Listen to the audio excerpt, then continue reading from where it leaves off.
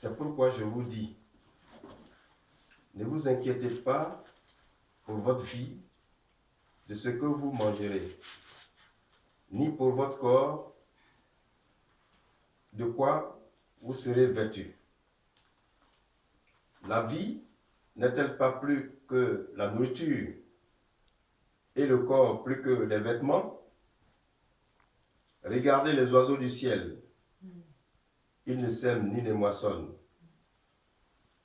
Et ils n'amassent rien dans les greniers. Et votre Père céleste les nourrit. Ne valez-vous pas beaucoup plus qu'eux? Qui de vous, par ses inquiétudes, peut ajouter une coudée à la durée de sa vie? Et pourquoi vous inquiétez au sujet de vêtements? Considérez comment croissent les lits des champs. Ils ne travaillent ni ne filent. Cependant, je vous dis que Salomon même, dans toute sa gloire, n'a pas été vêtu comme l'herbe des champs, qui existe aujourd'hui et qui demain sera jeté au four. Ne vous vêtira-t-il pas à plus forte raison, gens de peu de foi? Ne vous inquiétez donc point et ne dites pas, que mangerons-nous? Que boirons-nous? De quoi serons-nous vêtus? Car toutes ces choses, ce sont les païens qui les recherchent. Votre Père céleste sait que vous en avez besoin. Cherchez premièrement le royaume et la justice de Dieu, et toutes ces choses vous seront données par-dessus. Ne vous inquiétez donc pas du lendemain, car le lendemain aura soin de lui-même. À chaque jour suffit sa peine. Amen. Amen.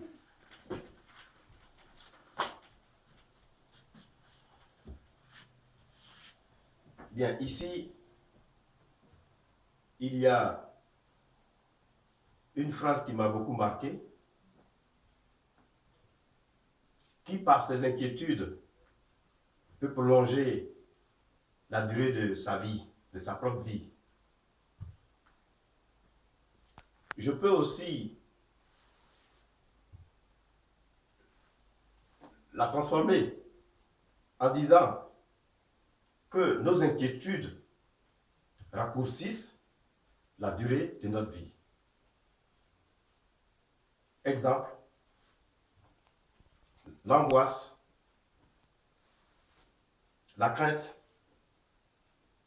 le stress, la haine, la méchanceté, l'amertume ont des effets néfastes sur notre santé.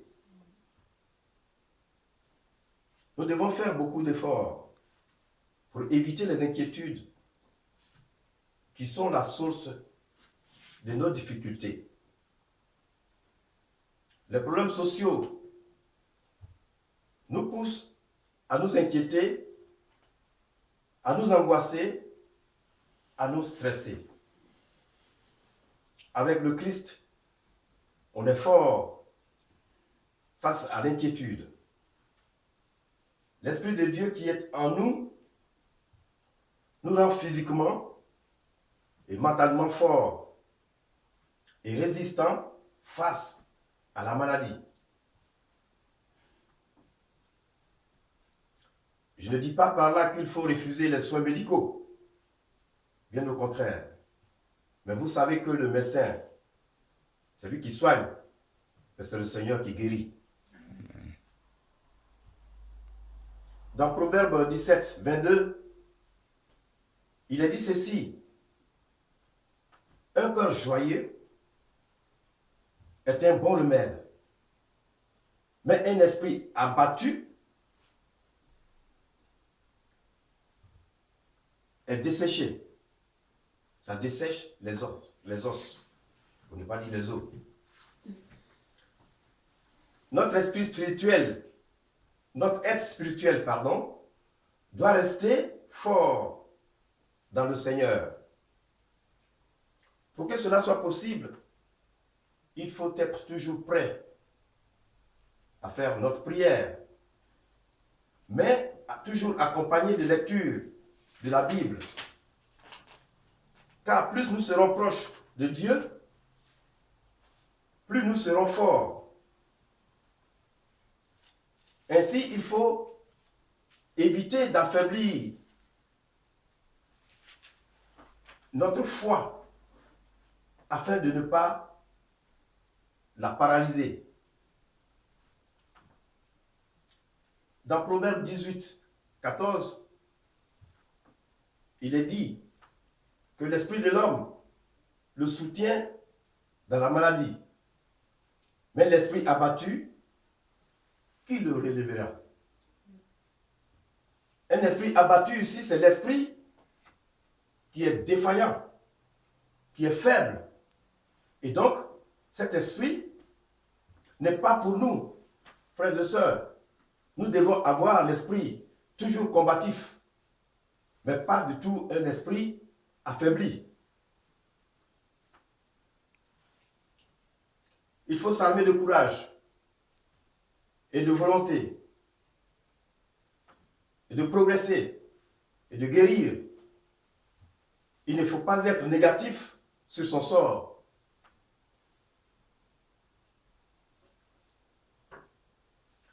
Il y a un monsieur un jour qui disait comme ça, que ce que j'aime chez les chrétiens, c'est qu'ils sont toujours positifs. C'est parce que justement, c'est ce que Jésus veut que nous soyons. Il faut être positif. Quelles que soient les difficultés, quelles que soient les épreuves que nous traversons, nous devons être positifs devant tout cela. Mais certains d'entre nous, les chrétiens, nous craignons le Satan plus que le Seigneur Jésus lui-même. Parce que je suis sûr et certain que certains, aujourd'hui, quand ils viennent à l'église, combien de temps passons-nous à penser au Seigneur? Nous passons notre temps, le plus clair de notre temps, à chasser le démon. Est-ce que le démon a la place dans la maison du Seigneur? Non. Nous devons au contraire louer le Seigneur Jésus. Mais dans une église où on passe la moitié du temps à prier pour que le démon sorte de la maison, finalement c'est le démon qu'on prie, on ne prie pas le Seigneur.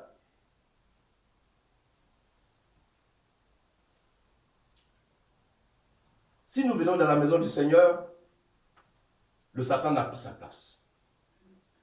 Ne passons pas la majeure partie du culte à parler de Satan, comme si c'est le plus important que nous sommes venus prier. Je vais vous donner un exemple. J'étais au lycée de Mans et on me disait que mon grand frère, qui était le chef de la famille, il est sorcier. Je ne l'ai pas l'approcher. Ok? Mais je sais, en âme de conscience, que c'est le rôle de l'esprit malin qui cherche à me séparer de mon frère. Et qu'est-ce que j'ai fait? Arrivé, je suis parti en vacances, arrivé au village. J'ai attendu d'abord à 1 km du village jusqu'à 21h. Et je suis parti taper sa fenêtre, la fenêtre de mon frère en question. Et quand il a répondu, je dis c'est moi, ouvre-moi la porte. Il a ouvert la porte. Et je suis allé me coucher dans son lit jusqu'au matin.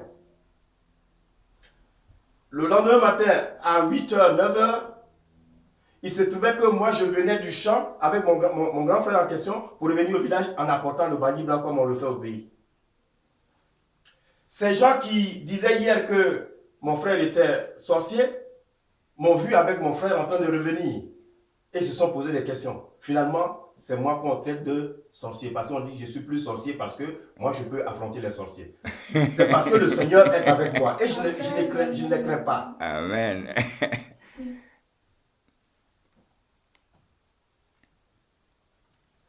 Alors, comment surmonter l'inquiétude? Je ne vais pas le lire, mais il y a 1 Pierre 5, 7 et Philippiens 4, 7 qui nous expliquent tout ceci.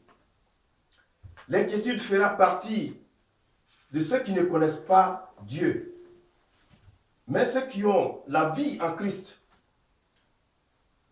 il nous promet dans Matthieu 11, 28, 30, en disant ceci: venez à moi, vous tous qui êtes fatigués et courbés sous un fardeau, et je vous donnerai du repos. Acceptez mes exigences et laissez vous instruire en moi, car je suis doux et humble de cœur. Vous trouverez du repos pour votre âme. En effet, mes exigences sont bonnes et mon fardeau léger. Alors, frères et sœurs, le Père Céleste, il connaît chacun de nous. Il connaît nos besoins et nos inquiétudes. En faisant confiance à lui, nous ne serons pas démunis. Regardez Abraham et son fils Isaac. Abraham était un homme de foi. Et je peux dire même le plus grand. Comment se fait-il qu'un homme qui a un certain âge, où on ne peut plus procréer de nos jours, bien sûr, a pu prendre son fils unique? Quand je dis son fils unique, c'est le fils qu'il a eu par l'alliance avec Dieu. C'est Isaac. Il a pris et Dieu a dit, il faut sacrifier ton fils. Il n'a pas dit non. Il pouvait se poser des questions, mais Père, comment ça peut arriver? Il n'a pas posé cette question. Il est parti avec son fils, mais en sachant que Dieu pourvoira. Ça veut dire quoi tout simplement? Parce que ça veut dire que il sait, en âme et conscience, en connaissant Dieu, parce qu'il connaît très bien Dieu, que tout le monde, il sait qu'il va revenir avec son fils. C'est pour cela d'ailleurs qu'il a dit à ses envoyés, aux deux personnes qui le suivaient, ses serviteurs, restez avec l'âne ici, moi je vais, nous reviendrons. S'il dit nous reviendrons, ça veut dire qu'il va revenir avec son fils. Mais il a fait tout ce que Dieu lui a demandé jusqu'à la dernière minute. Frères et sœurs, ayons cette force pour que nous maintenons notre foi en Jésus. Il ne nous oubliera pas jusqu'à la dernière minute. Et vous savez, c'est dans les difficultés les plus extrêmes que Dieu, il voit vraiment notre foi. Comment se fait-il que Dieu, qui connaît Abraham depuis très longtemps, ne lui a pas jamais demandé cela? Mais il a voulu le tester jusqu'au haut niveau pour savoir exactement qui est Abraham par rapport à lui. C'est la foi que Abraham a qui est très fort ici. Alors, Dieu ne nous dit pas de ne pas être riche, mais que notre fortune ne remplace pas aussi le Seigneur.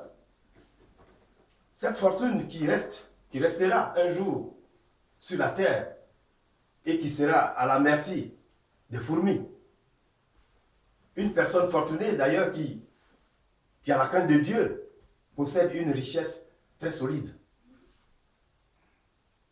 C'est pourquoi je voulais dire tout simplement que nous devons chercher, frères et sœurs, premièrement le royaume des cieux, comme ça a été dit même ici. Vous savez, la prière qu'on fait d'habitude, que Jésus nous a laissé, le Notre Père, là-dedans, il est dit, donne-nous le pain de ce jour. Cette prière veut tout dire. Tous les jours que Dieu fait, nous prions et nous demandons à Dieu de nous donner le pain de ce jour. Ça veut dire tous les jours, nous allons recevoir quelque chose. Nous devons être confiants. Dans Matthieu 6, 11, si on lit, on va comprendre cela. Ce pain, c'est pour nourrir notre âme. et notre corps quotidiennement. Notre cœur doit être tourné vers Dieu pour que notre vie terrestre et céleste soit agréable. Mais si nous tournons notre cœur vers les choses de la terre, frères et sœurs, notre pensée sera notre source d'inquiétude et notre souci. Amen. Amen.